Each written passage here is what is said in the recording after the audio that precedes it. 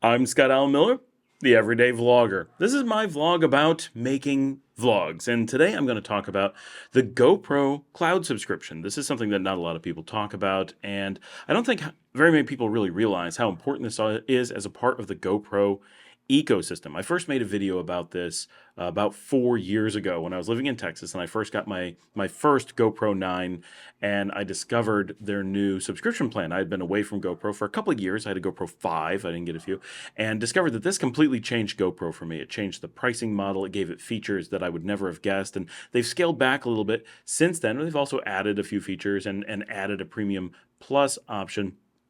But I want to explain this because it's an important part of my workflow in the videos that I've talked about, why I like GoPro, why I have the workflow that I do. A lot of this comes from the GoPro subscription, and it's so inexpensive that I don't think people really realize how important this is and what it offers. So let's first talk about physically what it is. GoPro offers a subscription that you can get when you buy a GoPro camera and they just call it GoPro Subscription. So the name is kind of horrible. I think they originally called it GoPro Cloud, and now it's the GoPro the GoPro Subscription Premium and Premium Plus are the two options. In general, Premium is what you want, but we'll talk about Premium Plus, and maybe it has a feature that makes sense for you.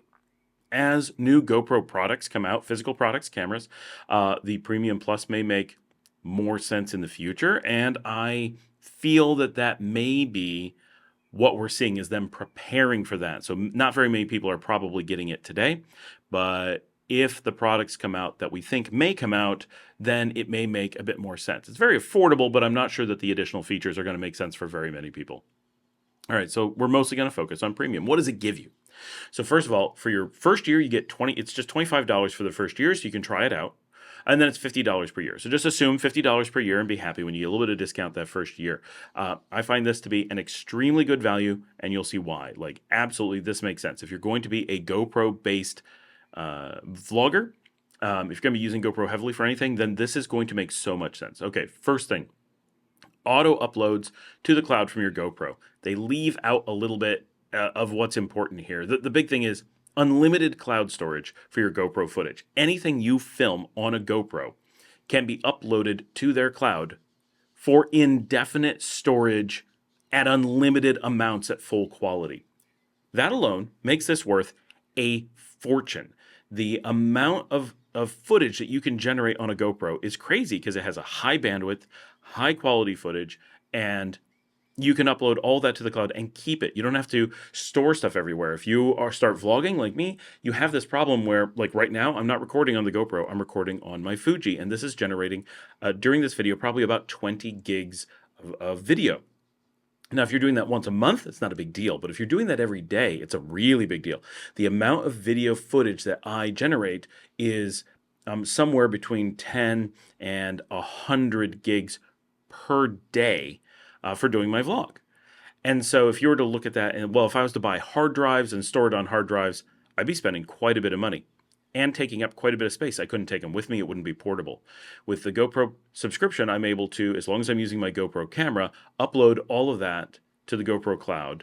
And importantly, also, it's automatic. I just plug in my camera, and when it's charging, it automatically uploads over Wi-Fi. So I don't even have to manage it. That's really big deal. On my GoPro 9, and I believe the 10, it will upload but not clear the storage. You have to manually clear it. I'm surprised they haven't added that to the old firmware, but they have not. If you have the 11 or 12, both of which I have, when it uploads, you can set it optionally to automatically clear your local storage so you're not storing it locally. That's what I do because I need that really fast workflow.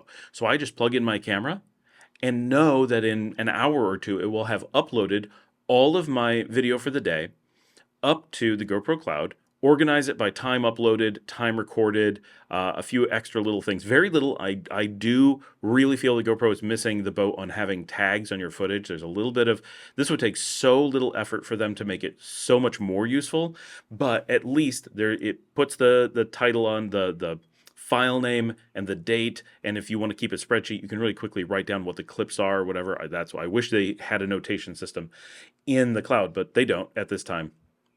You can have links to it, all that kind of stuff. You can organize really well. But instead of having hard drives full of your files, you would actually have this all online. So not only is it automatically backed up, so it takes in a minimum effort from you, but it also stores an unlimited amount, which saves you just tons and tons of money if you're really doing this. And it makes it available from anywhere. So I can plug in, for example, I'm at home, I do a bunch of filming, I plug in my cameras, they start uploading. I could easily have 10 hours of uploads. That's a lot, but I have days like that. I can then jump in the car, take my laptop, and run to a hotel somewhere because I'm going to be filming in a different city the next day, and open up my laptop. And as it uploads, my files will become available. I can download them and work on them from somewhere else. That's huge. Like, that's really hard. Like, if you're a working vlogger, that stuff is a big deal to keep your files in a place where you're actually able to access them and have all the old ones. So if I shot it with my GoPro, I can go back to years of footage. I have footage all the way back to 2015, all on my GoPro, because I was able to upload older stuff that was taken before the cloud product was available, and it's all there in full quality. So I can go back to 2015, pull footage from when I first moved to Spain, all kinds of things like that, and use them in my videos. And it's my footage from my GoPros. Normal vloggers don't have that capacity to store all those different things. So when someone's like, hey, do you remember you were in a parade and you filmed this and it was 3 years ago? I'll be like, okay, yeah, figure out about the date and I'll go look it up. And it gives me thumbnails, and they just they just updated the GoPro Cloud to show the videos a little bit better than they did before. So the update was like yesterday from when I'm recording this. So it's very, very recent, and perfect time for doing this video. But that capability is massive. So as a vlogger, GoPro has made themselves so valuable to me because of this feature. I don't know how I would afford to maintain my footage if I didn't have the GoPro subscription. And at only $50 a year, I can't buy a single hard drive to hold my data for the year for $50, let alone maintain my old stuff. Like, I would pay way more than that for it. And I would just have a single hard drive. If that hard drive died, I'd lose everything. This is actually protected in their cloud. Now, how much backup, how much protection? Probably not a ton, but there's a fair amount of protection of all my data up there with them. And it's unlimited. Like that, the unlimited aspect with the auto uploads and auto managing my cameras, just fantastic. Now, if you take, this used to be unlimited as well. If you take video from something that is not your GoPro and you upload that, it used to be unlimited. So I have hundreds, maybe, of terabytes of things off of my Fujis, my Olympuses, my Nikons, my Insta360s. I have all that uploaded. But recently they, for logical reasons, instigated a 25 gig limit on non-GoPro footage. So if you need to transfer 1 or 2 files, you can do that. Put it up there, work with it, and then you'll probably need to clear it. Or if you just have a tiny bit that you need to store. This is essentially useless other than just showing you that it can work and allowing you to do a 1 or 2 file transfer. If you have a single project and you need to just have things available while you're working on it, not a problem. But as far as long-term storage, it's not going to be viable. So it's just for your GoPro files at this point, but that's still really huge. Then they also offer sync to mobile and desktop editing. I have no idea of what the value is here. Like, I get it. You use their quick editing app. You can get it on your desktop. You can get it on your phone. You can be editing a video, and it'll sync between the two, so you can go back and forth in your workflow. You're working on your desktop, and suddenly you got to go somewhere, so you're in the car or you're at a cafe at a meeting, and you're like, I just need to keep editing this, and you can keep editing the same thing. That's fine. I don't know anyone who edits using Quick. If you're doing vlogging or anything, you really want to move on from these tools. I don't think that they're super valuable. But if you're 100% in on the GoPro ecosystem, you're doing nothing else, Quick might be enough for you. I use Final Cut Pro. I recommend Final Cut or DaVinci Resolve for most people. If you aren't looking for that much power, I recommend Shotcut. Maybe you'll fall in love with Quick and be like, I'm doing such simple editing. Quick does the job for me, and this synced feature is cool. For me, doesn't matter. The next one I actually dislike: automatic highlight videos. Their highlight videos are useless. I have no idea what they're for. They just get in my way. I want them to go away. I turn them off so that I don't see them, but I wish they didn't exist at all. Like, it's such a waste of time. All I want is simple tags, not this complex AI video editing that produces just stuff that doesn't help me. But they do have that. If for some reason you want that, hey, it's there. The next thing is up to 50% off accessories at GoPro.com. You only get a certain amount of this, but you do get pretty hefty discounts. They vary. Sometimes it's 20, 30, 50%, but it's really good discounts on stuff at GoPro. And most of us who have GoPro want a certain number of accessories, whether it's batteries, handles, mounts, whatever. We typically actually buy quite a bit of that stuff. Normally, not everyone, but a lot of people do. So this tends to be a pretty big cost savings because you're not going to find those discounts anywhere else at that level. And so you may have a limit per year on the amount you're able to buy. So buy your annual limit basically and then use it the next year, but it gets a lot of money off. The last one, well, there's also live streaming as a feature. I don't think this matters for anybody, but there is the ability to do a special GoPro live streaming thing through their cloud service. Again, I don't know anyone who would use this, but it's an interesting feature that does exist, and feel free to play with it. The last one is huge. $100 US off of your next GoPro one per year. So you get a one-time $100 discount off of your next GoPro. If you're a GoPro user like me and you're using this system and you buy one GoPro every 2 years, which is actually not unreasonable because if you're vlogging with them, you're going to wear them out. You may drop them. You probably want a spare as it is. Of course, everyone's different, right? You're just starting out. It's your first one. Well, yeah, you probably just have a single. But if you were to buy one every 2 years, it makes the cloud service free because you're getting $100 off and it's $50 a year. And technically, with the half off for the first year, it's not until your third year that you're just at break even if this is the only feature you're using. For me, I actually buy one GoPro every year, and if they truly do bring out some of the new cameras that they're hinting that they might bring out this year, but they've hinted at that in the past, so I'm not holding my breath. But if they actually bring out some of the cameras they're talking about, I'm actually going to be a bit disappointed that I can only use this discount once per year. Maybe they'll change it to be one of each type of GoPro per year. I think that would be really nice. I understand why they do a limit on it because, one, everyone would just join up and get unlimited discounts on their GoPros, and two, you'd buy them for your friends. You know, that would be a big thing. Like, oh, I've got one buddy who's got this subscription. I only use a GoPro once in a while. Every person who uses it just once in a while would go to that one friend and have them buy them for them. That would obviously just lower the price of the GoPros and make the whole thing kind of pointless.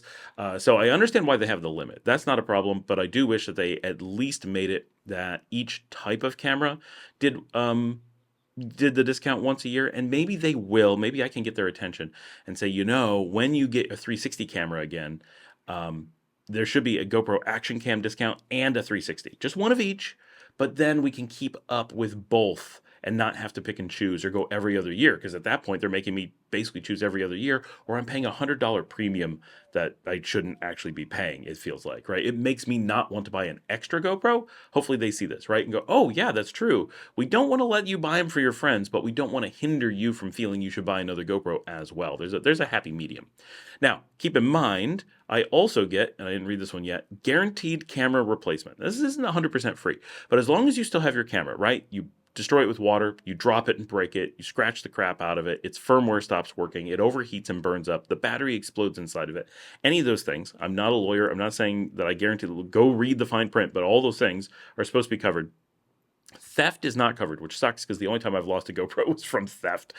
But if you damage your GoPro from use, then you get guaranteed camera replacement. And I think it's limited to 2 a year, but it might be more. Who's breaking 2 a year? That would be extreme. Well, it'll be the third one that's a problem. And then just wait till the next year, right? Give yourself a little bit of time. And there is some cost associated with it. I don't know exactly how much it is. You basically pay to ship the camera back and ship it to you. So they're trying to, you're kind of splitting the difference, but you're able to get your camera replaced. And the idea is that you should feel confident using your GoPro and just, abusing it because if you go too far, yeah, they're gonna help you get a new one. And it's so my GoPro 11 is really struggling. It has overheated so many times. It's starting to have real issues writing to the card. It's still limping along okay to the point where there's never image quality issues. There's nothing wrong with the lens. It's completely perfect. It's amazing how resilient the lenses are. And because the 13 is just about out, so it's a full 2 years old. I buy them pretty much on release week. And with all the abuse it has taken, with all the wear and tear, The only thing that's not working is sometimes it has some problems writing to the SD card, and I'm still working on testing that, right? Maybe it's just two bad SD cards. I got a third, I got to test that. It's going to take some time. But if I got to a point where I was confident that the 11 was a problem, I would just send it in, pay the whatever it is, 50 or $100 of shipping and handling and all that stuff, and get a completely brand new one that's guaranteed to work, and have a brand new, older model, but brand new camera that I can use for a couple more years. So that is a pretty big deal and helps with the only get one a year thing. That's why I'm fine with one a year as long as I can get both types of models, right? That's the only thing I don't want to be limited on. And so there's a number of items here that each potentially pay for the entire subscription. The subscription pays for itself many times over with the cloud storage alone if you use that. If you're an actual active videoer and you're using the camera, then that pays for itself so quickly. The a lot of the items have essentially no value to normal people. The camera replacement, if you never break your cameras, yeah, that's not worth anything. It's just a warranty. But if you are ever needing to replace it, it only takes using that once every several years to completely pay for the subscription for you. The 50% off at accessories, maybe you don't buy accessories, but if you do, that's going to easily save you the cost of the subscription, if not save you more. And the $100 off your next camera per year is a guaranteed win. That's $100 bonus for a $50 spend with only $25 the first time.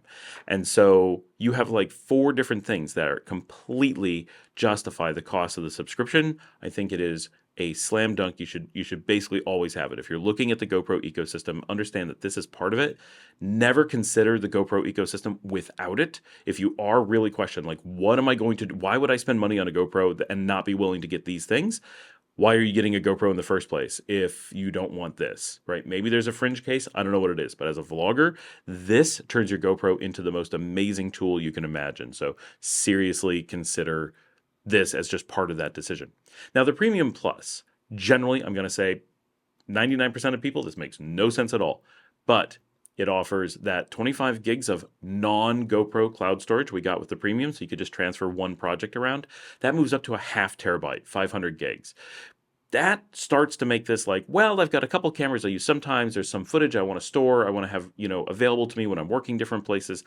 If you were to, for example, really isolate a series of clips. It's easy to come up with, say, half a terabyte of you're using different cameras. Maybe it's a 360 camera, maybe it's a Fuji like this, and you want something that looks really amazing or just has a completely different look, and you want to have carefully edited, keep those clips. Or maybe you want to keep an intro video that you put on all of your videos, or an outro, or an advertisement that you edit into things. And you're going to be editing on the road, you're going to be moving around. In many cases, I would download those things to my laptop, but what if I had multiple editors, or what if I didn't know if my laptop died, I want it backed up?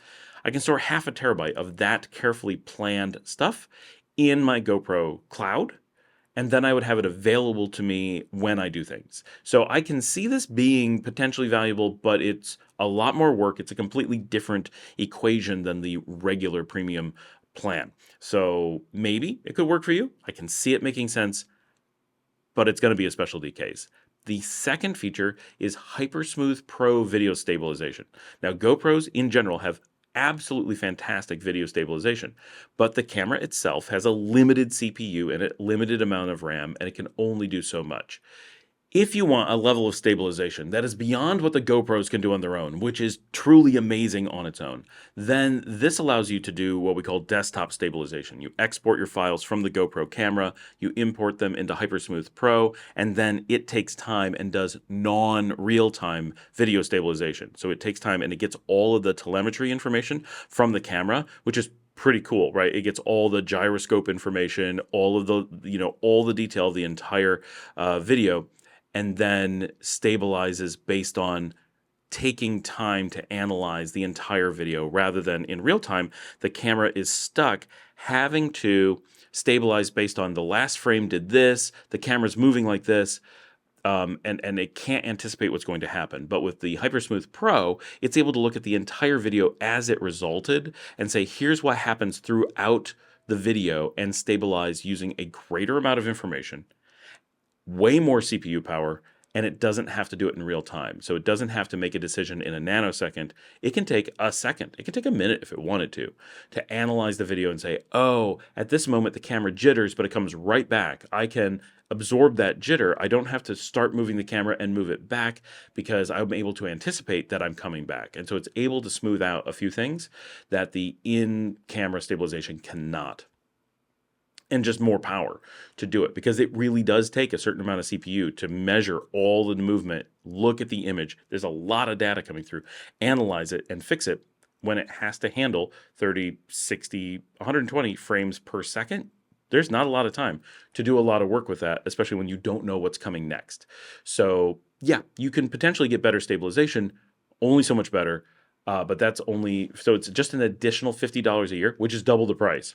So you have to think of it as, is $50 a year worth paying for a half terabyte of online storage for non-GoPro stuff, and this amazing extra level of video stabilization that you would only use if you took the time to export, process it with that, and then use the footage, right? Most of us would be like, you know what? Our in-camera stabilization is so fantastic. I'm not going to bother with this. Wait, why did I pay for it?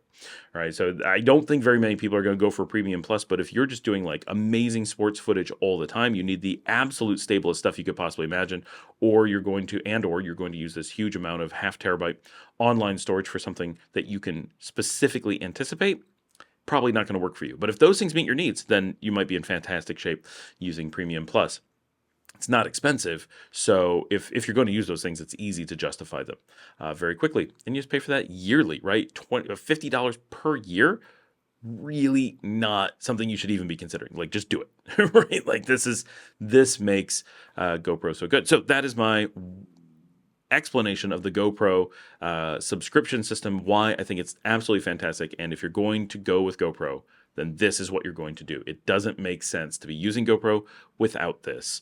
And when you consider all the things this gives you and look at GoPro as a greater ecosystem, I think it makes them so much better than people realize. So often when we're looking at the cameras, we're comparing the GoPro physical camera, the GoPro 12 versus the DJI Action 4 versus the Ace Pro from Insta360, and we're just looking at the hardware. And when we do that, we tend to say, though they're really close, you could just go with one or another. And then you say, well, this one's $50 cheaper, this one's $50 more expensive. You have these tiny little differences. It's just the smallest bit different resolution. It's just the tiniest bit better in low light. Like, you're getting very close. Maybe you're going to have a technical need that drives you to one or another, but it's going to be really minor. But when it comes to the ecosystem, only GoPro has this slam dunk of extra stuff that is so unbelievable. This is bigger than the camera, right? If I was offered the same thing of this with Fuji or Olympus, I would just get them. I would never think twice about it. I'd be like, wow, that was such a good deal with GoPro. I will pay for it with every camera I have, right? I want that camera replacement. I want that $100 off. I want that cloud storage. Absolutely every single time I would get this if another provider offered it. So, and if Insta360 offered this, I would get it because I have an Insta360. If DJI offered this, I would get it from them too. If this same plan existed, I would get it from every single one of my camera vendors because it makes sense. Now, I use a lot of cameras. I'm not saying you should get it from multiple, but pick your ecosystem and find things that make sense. And this is the key feature of making the GoPro ecosystem sensible for the majority of users, especially in the vlogging space. As vloggers, this is potentially the answer to everything for you, right? This is why it may not be worth investigating more complex cameras, more expensive stuff, because with this, you can get all of your backup. There's just so much scalability, and especially if you are a travel vlogger and you have any amount of like worry about backups and having your stuff stolen or lost, then having a service like this where you get back to your hotel and just plug in your camera and everything uploads. And when it's uploaded, you don't have to worry about it. You're not carrying backups with you. This is when I'm on the road doing filming, that there's a reason why my GoPro is so high in my list of what to take. It's not because the physical camera is so much better than my other camera options. It's because I get this unique ability to protect my workflow and make it simple while traveling that nothing else provides me. Thanks for joining me. If you'd like to support the channel, you can buy me a coffee at buymeacoffee.com/Scott Allen Miller. And I will see all of you next time.